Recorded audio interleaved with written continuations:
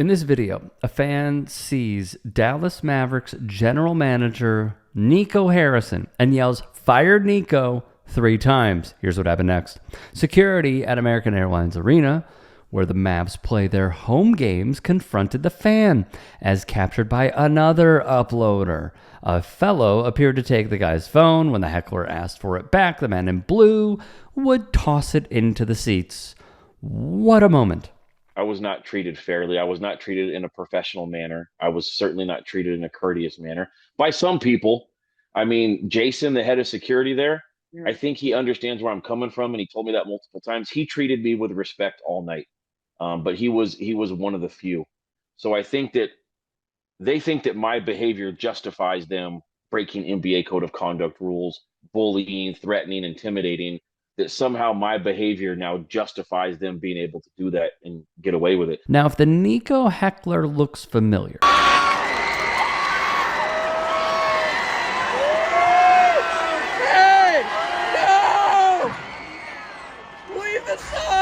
hey guys, quick break in the action. I have a new show coming out called The Strom Show. It is going to be awesome. I'm interviewing musicians, athletes, producers, writers, journalists, authors, sports doctors. Go check it out at youtube.com/@TheRickStromShow. Also be sure to throw me a follow on Instagram, Threads, Blue Sky. It can all be found in the description box below. Thank you. It's because a fan was singing Whitney Houston when the cameras would go to him. He'd mouth those famous 2 words, "Fire Nico."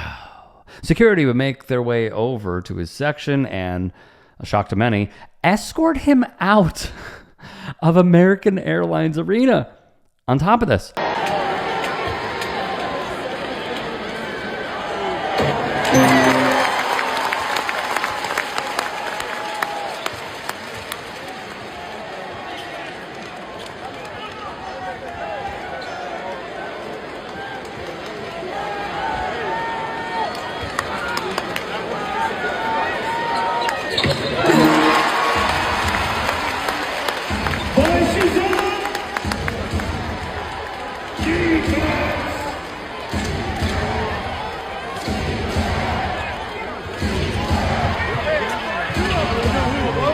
Mark Cuban heard the "Fire Nico" chants and jawed back at fans. I do a plan on at least filing a police report. I don't know how much good that is going to do. Against but the 100%, security or the gentleman that, or not gentleman, the guy that threw your phone, or police report on what exactly? all of the above, because the Dallas Mavericks employee had a conversation with this guy before the phone incident. They clearly were in cahoots, and a security camera will show them having a conversation. And I bet you this guy's, I bet you that you could even see, I don't think this guy was even going to be at the game, to be honest with you. I think that he got contacted, either a plant by the guy that he's friends with, or by other people from the Dallas Mavericks. They purposely sat him behind me after I got into it with the guy that works for the Mavericks. From TMZ Sports, according to a Reddit user who claimed to have seen the whole incident, stadium security would confront this fan. It's not clear if the guy who was wearing the number 77 Luka Doncic, now retro Mavs jersey, was removed from the venue over the altercation, though officials did not seem pleased with him, to say the least. The fan who you saw being interviewed, his name is Chris Taylor. So he is a fixture at Mavs games. Right here, this dude right here was threatening me earlier and bullying me, and then the homie. After showing the man in blue on his phone, that guy would yank Taylor's cell. Speaking of that man in blue once more. I do not want you recording on him out, bro. Hey, don't put me on this camera. Hey, this guy gotta get out. There's no way he can stay. There's no way. I do not want you recording. He assaulted me right now. Come on, man. He just put hands on me, dude. What are we doing? They really just let dude grab my and throw it down and grab me, bro. Nobody doing it. They still letting dudes sit right here. The way that they stood by and didn't do anything while he took my phone and while he put his hands on me. And I think you could also make an argument that The video could maybe show that I was assaulted. I don't know if it's that far, snatching, but putting your hands on somebody and taking their phone in that manner, I feel like a crime was committed. And I feel like them not doing anything is part of it. And I feel like it was a setup to a certain extent. I don't know about the whole conspiratorial angle here. What I can say is the Dallas Mavericks are a losing franchise at the moment. They traded away the future of their franchise.